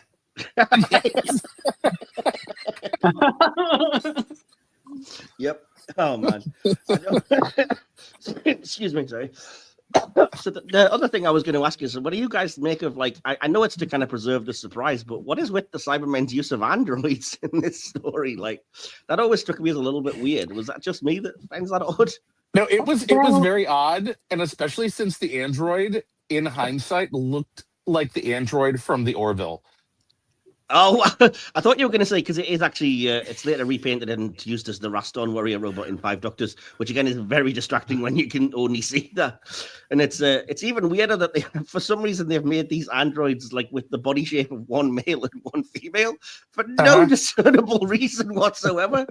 I'm just like, what are the Cybermen doing with these things? Maybe they're just, maybe they're like, and later we will watch them get it on. Maybe they're the ones that put the Cybermen in the plastic bags. I was thinking that maybe the reason why they used the androids was because at that point they didn't want to blow their cover, that they were trying to do something on that mining stuff. But I mean, I get that, but it seems so redundant because the Cybermen, like you said, like they're already there and they already are kind of foot soldier type characters themselves. So using androids just feels a little bit like, I get the point was to give you the surprise at the end of part 1 of, oh, that's the Cybermen, but it just felt weird. It's Leader, like, why are we doing this? JNT wants a cliffhanger. JNT did not turn down Radio Times for nothing. The only other issue, well, I keep saying that, but the other issue that I have is that, like, the ship, the freighter, when it's going to crash and then just randomly jumps time warp. And again, I get that it's important for the tying into the dinosaurs plot, but it comes from absolutely nowhere. Like, they give no indication the ship is capable of time travel or anything, and it's just like, well, it happened, so live with it. Yeah, they could have very easily fixed that and just said that the cyber controller trying to take off in the TARDIS like connected the field around the ship and materialized 65 million years in the past. But they didn't do that because they just weren't thinking. Yeah, exactly. The only thing that's ever mentioned about it was, oh, your computer's being controlled by an alien technology. Okay, because that alien technology can travel through time. Yeah, it's very weird how they kind of accidentally time travel just because the story needs them to. But again, it gives you that ending, so I can almost forgive it. But yeah. So I'm going to open the field. And is anything else on the writing in the plot that anybody wants to say before I move us to the next section? One last thing. The music is wonderful. Malcolm Clark does the music here, I believe, and he surprised me here because The Sea Devils was his prior score. And that music was just jarring to my ears. Yeah. And I think a large part of it may have been that if he had had the technology he had for Earthshock, like the synthesizers and everything, if he had had that, maybe the score to the Sea Devils would have been vastly different. But yeah, I really like the theme, the Cybermen, the it's really eerie. Love it. Well, since you've brought up the music and sound, I do have a little bit of information about that, so I may as well drop this here. Yeah, while his overall opinion of the story was quite positive, despite its notoriously unforgiving shooting schedule, Peter Grimwade absolutely hated Malcolm Clark's incidental score for the episode, and he tried to get Peter Howell, who Grimwade had worked with on Kinder earlier that season, to provide a replacement. Howell wasn't available, which resulted in the story retaining Clark's score. And the only note I've got is I think it's the forced kind of melodramatic intensity grates on me a little bit at times, but I certainly don't hate it the way that Grimwade apparently seems to have done. So, yeah. It's weird that you say you really like this, Jenny, because apparently the director does not agree with you on the music. I don't like the director, okay? Peter Grimwade, okay, besides Kinda and Full Circle, which are both decently directed episodes, he directed Legopolis, which the pacing for that thing is it's non-existent. Oh, it's glacial. It's bad. And this one, he clearly did not care enough to have proper blocking in place for the majority of the actors in this story, because they're just everywhere. You know, I mean, except for in the scenes with Beryl Reed, for some reason, the blocking's really good there. But like outside of that, it's not. And Probably then because this guy has the audacity to write Time Flight. Well, I mean, I'm not going to start trying to defend that. I mean, come on. Even I have my limits. But yeah, so I mean, we'll move on to the directing then, because that is next. Unless DK or Josh, you didn't have anything to add about the writing? No. I do like how they, as much of as an annoyance it was for the ship being able to randomly time travel back 65 million years, I do enjoy the fact that they kind of tied that in with the extinction of the dinosaurs and making it that it was the ship. And you and I discussed this earlier about how they did that before it was actually scientifically proven that it was actually an asteroid. And the thing is, now there's a lot of people that think that it could have been an alien ship that killed the dinosaurs, and it's like somebody's seen too much Earthshock. Yeah. Or that I forget the name of the guy, but the guy who wrote Chariot of the Gods or whatever about clearly human like human slaves couldn't possibly have built the pyramids, with terrible conditions, being whipped half to death. It must have been aliens. Yeah, sure. Whatever. Yeah, exactly. Yeah. Anyway, so moving to the directing, then obviously we've mentioned it's by Peter Grimwade. The multiple rows of marching Cybermen in Part 4 was actually a single row duplicated and placed side by side using photographic editing. Yeah, I noticed that straight away. It was very obvious. Yeah. Especially since the Cybermen started to merge as they were walking across the shot.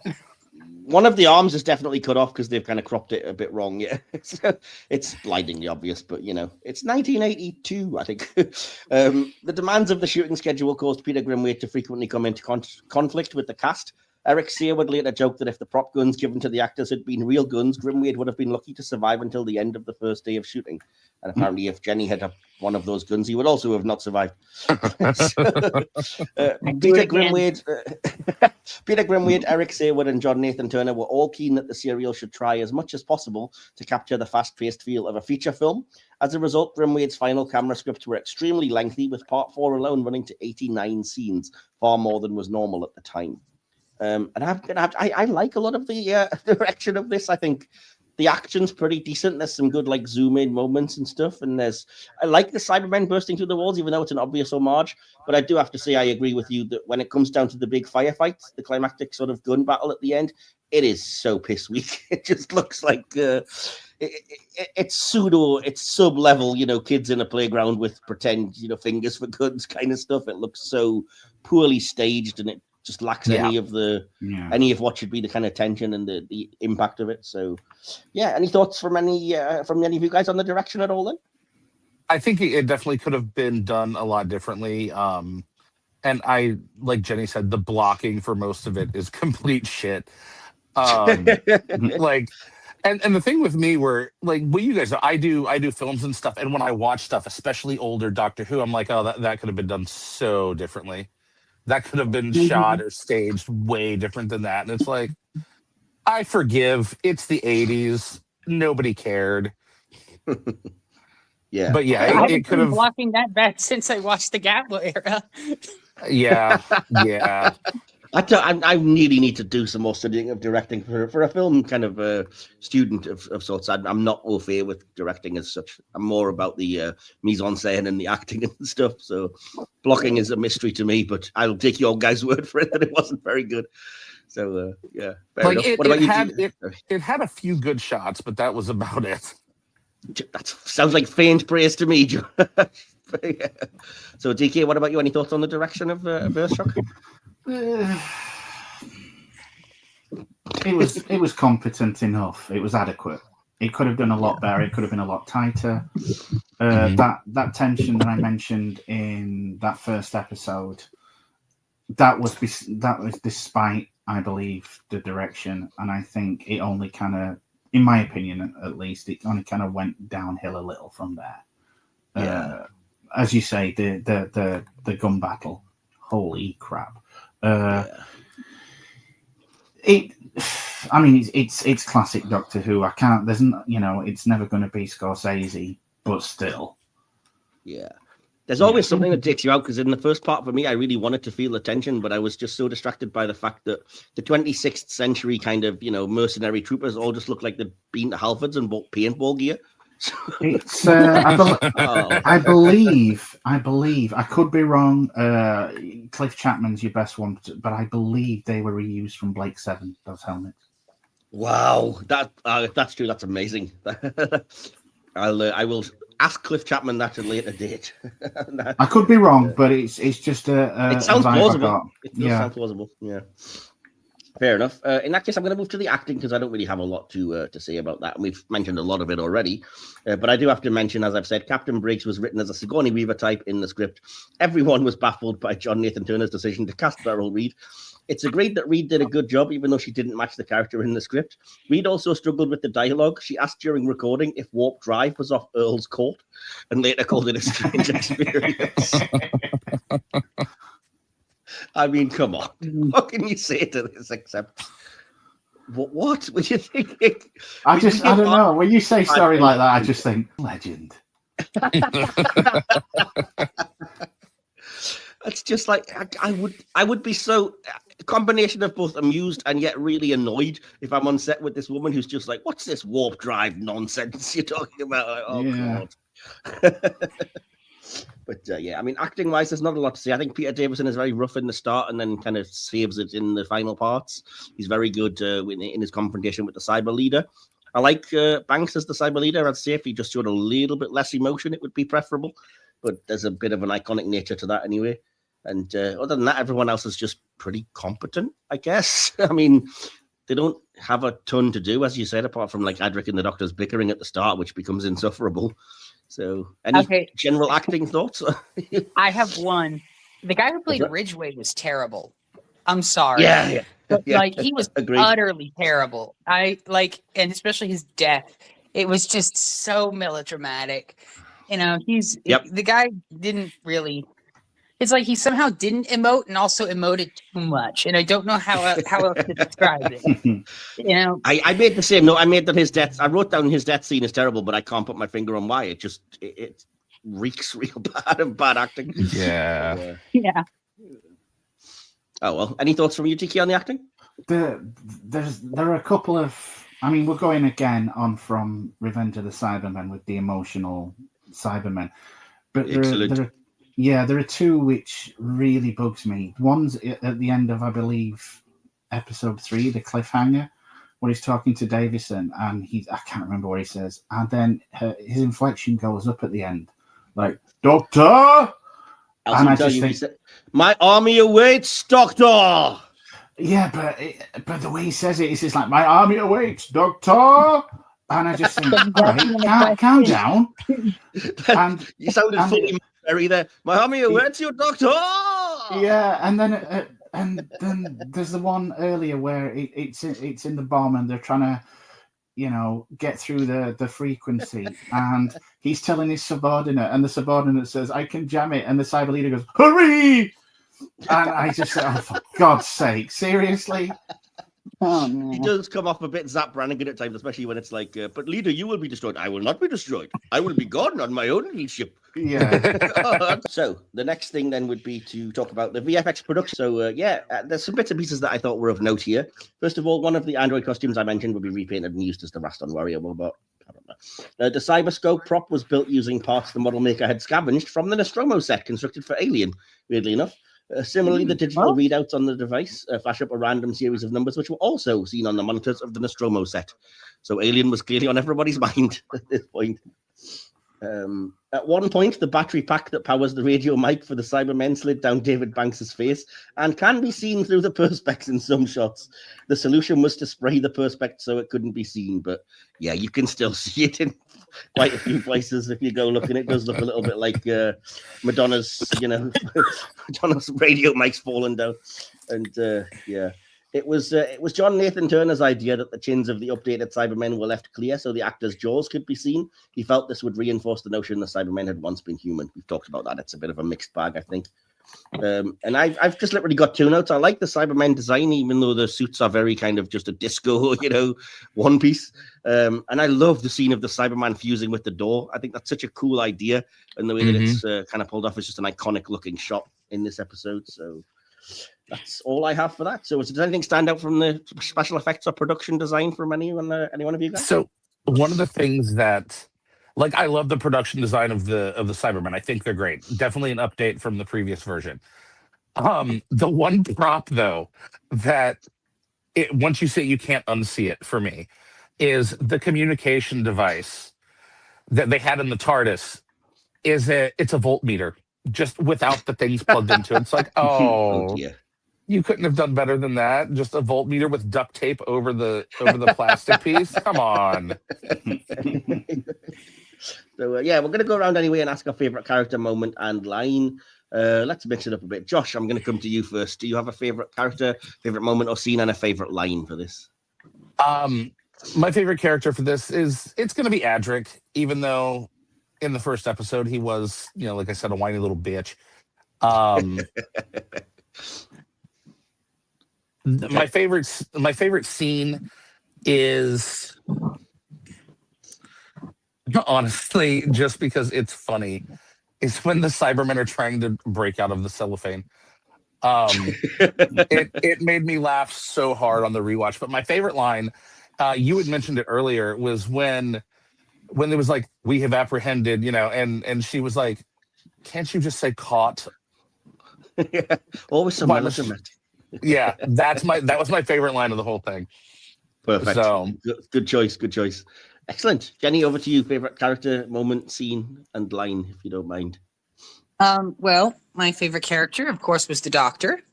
My favorite line has to be one that I mentioned earlier, where Adric and the Doctor are talking, and Adric says, "Doctor, what are you doing? You're going to draw attention to yourself." He's, "Exactly, Adric. I want to announce my presence." and see how they react. You know, a very doctorish line. True. Favorite moment, I would say, is probably just because it is so bad. It would be Hayward's death. Like, Okay. Fair enough. It's just, you know, at that point you have to embrace the cheese, you know. Of course. I mean, that's Doctor Who. You've kind of got to at times, haven't you? So, awesome. What about you then, GK? Jenny's already said the line. I think it's a wonderful Doctor moment. Okay. Character, it's going to have to be the Doctor. You know, as much as Adric is kind of good in this one, I still like the Doctor. Scene. I think you mentioned it earlier. Actually, I do. It's a blink and you moment miss it, but I do like it when they just fuse it to the door. Yes, it just looks really well done. It's a cool idea and a cool concept as well. Yeah. Cool. Yeah, fair enough. I said, for my favorite character, I've already hinted at this, but the Doctor loses the award in part 4, but gains it back in part 4. My favorite moment or scene, not so much favorite as most impactful, but I'll have to go with the ending because you kind of have to admire its boldness. And I'm surprised nobody picked my favorite line, which is, when did you last have the pleasure of smelling a flower, watching a sunset, eating a well-prepared meal? These things are irrelevant. For some people, small, beautiful events is what life is all about. I've always loved that line, and I have it on a T-shirt, which I was actually wearing when I met Peter Davison and Sarah Sutton. So there you go. That's always sad fanboy. That's amazing. What? You're the type of person that will go to a concert and wear the T-shirt of the band, aren't you? Well, screw you. So I'm just as much of a fanboy because when I met John Barrowman 12 years ago, I actually was wearing his coat at the MegaCon. Oh, nice. And he looked at me, he's like, nice coat. I was like, thanks. Nice coat. Where'd you get it? Awesome. Cool. Well, we've kind of given our thoughts then, so it's over to you guys. I did, as I always do, put out a poll on social media asking for your audience thoughts on the episode or the story Earthshock. And we have quite a bit actually for this. So without any further ado, I'm going to dive straight into that. I'm transferring the subwave network. First of all, from our good friend Toby, who's been on a few episodes on our Discord, he gave the feedback, I have seen it, and that's it. It's been so long I can't remember. That sounds like Toby. From the Facebook group Cybermen Supremacy, Michael Joseph Beeman says, and yet the Doctor was so arrogant he wouldn't simply go back just before the event and pull Adric out a second before the explosion. The event would still happen. Nothing would be changed other than his companion being saved. Eric L. Busby then clarifies there are some things that can't be changed even with the TARDIS. Kevin Fitzsimmons says, I think it's 5 stars. It was especially good watching it before knowing what happens. Jamie Robson says, I vividly remember the shock/delight at seeing the Cybermen at the end of the first episode. I somehow managed to do a backward somersault off the chair. Nice. Tim Kersop says the silent credits at the end were a brilliant touch. Terry Moore says it's my favorite story, love everything about it. Gypsy Cannon says my all-time favorite story. It's a shame we lost Adric, but I loved the story and I liked that it looked so film-like. Huge sets, unlike we'd seen before. Love the new Cybermen, just everything really. I think I've watched it every few months ever since the VHS release and the Blu-ray. Scott Hume says the big reveal at the end of episode 1 was huge. Nothing at all to suggest the Cybermen are behind things. Gary Edwards says it was my second ever story I saw back on VHS. Adric's final words I planned on using for a character in D&D. And you called me a nerd. Yeah. From NERD, David Howling says, amazing. I think it's the first show I was invested in, and I realized I didn't need a happy ending for it to be brilliant. Lawrence Turner says, I wish more stories in Peter Davison's first season were of this quality, instead of confusing ideas and not very exciting stories. Others will see things differently, but I love Who stories where tension, suspense, and great monsters are in full supply. Paul Coker replies, you leave Kinder the F alone. And Lawrence then responds, as I said, others will see things differently.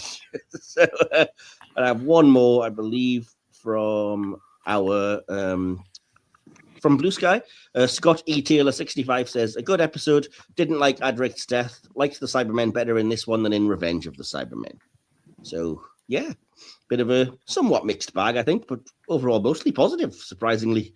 So, excuse me, without feeling like we're all piling too far onto Jenny, it's time for us to give our conclusions and our scores out of 5 stars. And do you know, Jenny, would you like to go first with yours and get it out of the way?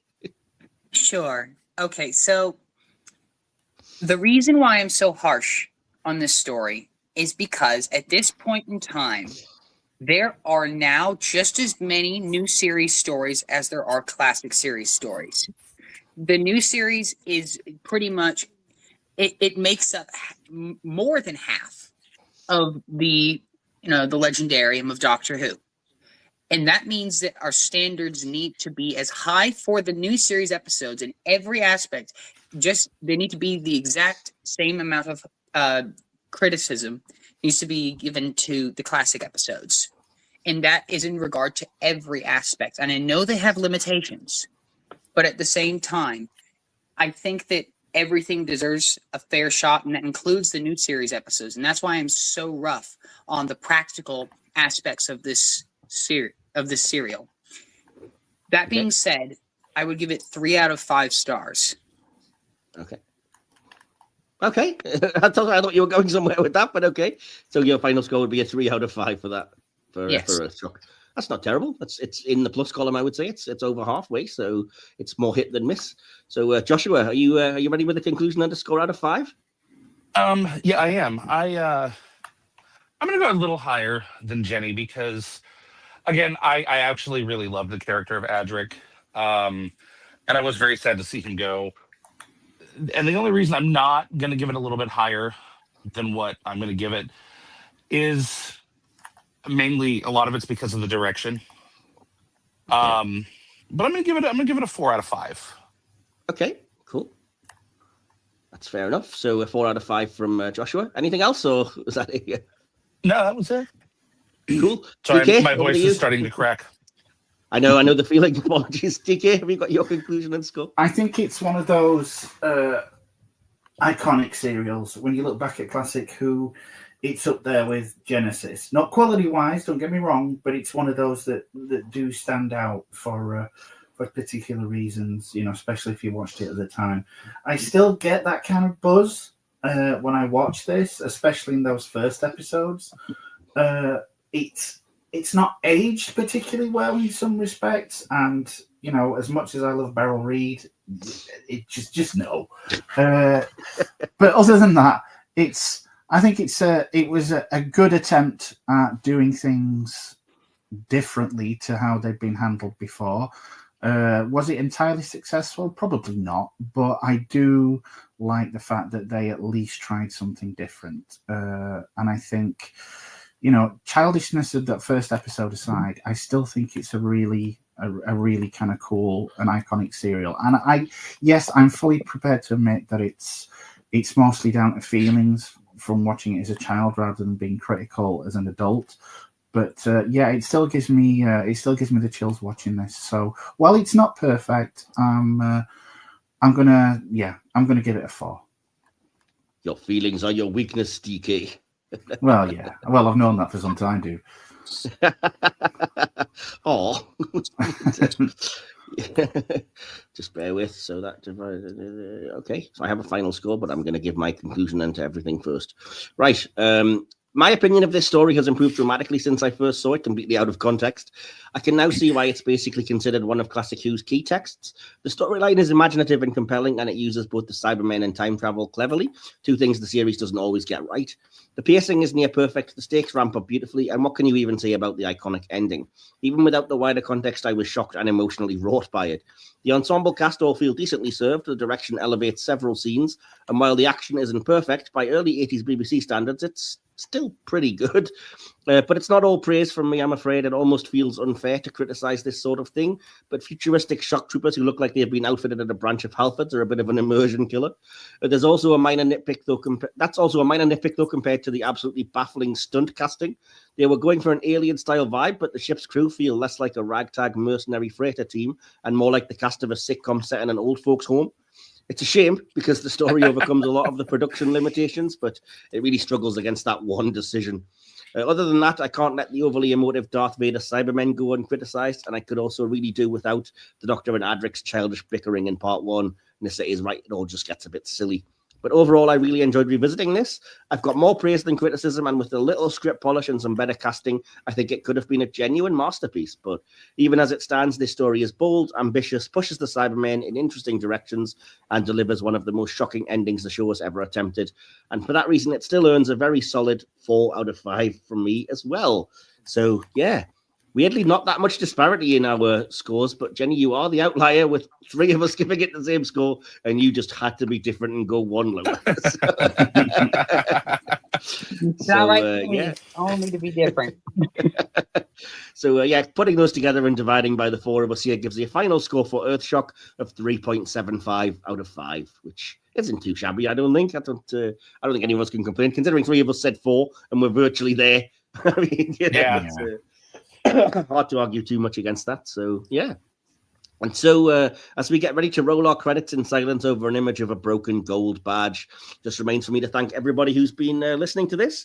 If you've enjoyed this, again, I always say it, please do like, share, subscribe, spread the word. We really do need more views. And if you like us discussing Doctor Who as much as we like doing it, share it around and spread the joy. You know, it's hopefully it is more of a fan joy, and we like geeking out about things. And, you know, there are some Facebook debates going on, so why not come and have them in the comments? So, hey, come on the podcast, join us and debate it back and forth with us, politely and pleasantly, please. But yeah, and obviously I kind of have to thank everybody who's joined me here today on this episode. First of all, thank you, DK, for being my loyal right hand as ever. Always a pleasure, never a chore. Glad to hear it. And well, you know, Revenge of the Cybermen notwithstanding. Well, you weren't even on Cyberwoman, dude. You got off light. Yeah, fair enough. Right, when you said this is what's on the schedule, I made sure to jump ship as soon as I could. I did the same thing with that. When he sent the schedule, he's like, "Which ones do you like to do? Not Cyberwoman." Yeah. And yes, thank you, Josh, for joining us for a second episode in a row. Have you had a good time? Oh, I have. Always do. Awesome. And is there anything that you wanted to plug, or anywhere people can find you online? Just my normal socials like before. And then likewise, I sent it to you also. You can feel free to put the link to the trailer for the show that we're working on if you want to do that. Cool. Yeah. That'll be coming out sometime in the spring. We don't have an exact date set yet, but it's going to be good. It's called Solace. So looking forward to that. Nice. Cool. And thanks for coming on for your first Doctor Who Hit or Miss podcast, Jenny. Have you had a nice time and it wasn't too painful? It was wonderful. Thank you for having me. Nice. Always enjoy geeking out with you on Discord as well as in person and, or at least over Zoom or whatever we're using here. So, again, did you have anything you wanted to plug or anywhere people can find you online? Well, I have a YouTube channel. I haven't posted since I transitioned. So, I mean, you may be in for a shock if you look on there. But other than that, it's absolutely fine. But, yeah, I don't really have anything else to plug. I'm just glad to be here.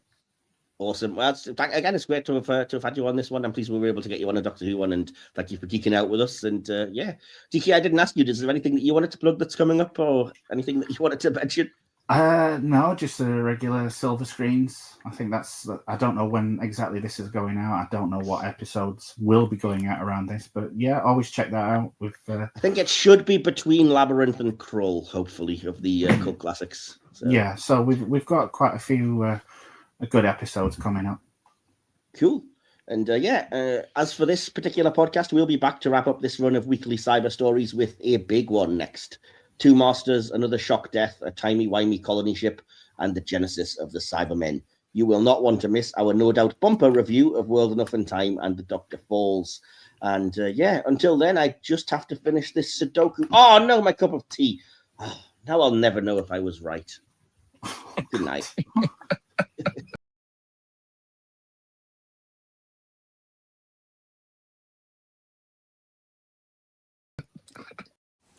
You've been listening to the Hit or Miss Doctor Who podcast, part of the Hit or Miss Who Trek channel. Hit or Miss Doctor Who is hosted by Mike Wilson and DK. Behind the scenes and additional material by DK, scripted, produced, and edited by Mike Wilson. Adapted from an original podcast created by Will Templar. Follow us on YouTube, your podcatcher of choice, and our social media. Links to all of these can be found by clicking on the link tree in the episode descriptions. This podcast is a Media Matters original production. Don't forget to like, subscribe, and share this podcast through all of time and space. We'll be back for another thrilling TARDIS trip soon, but for now, Doctor, I let you go.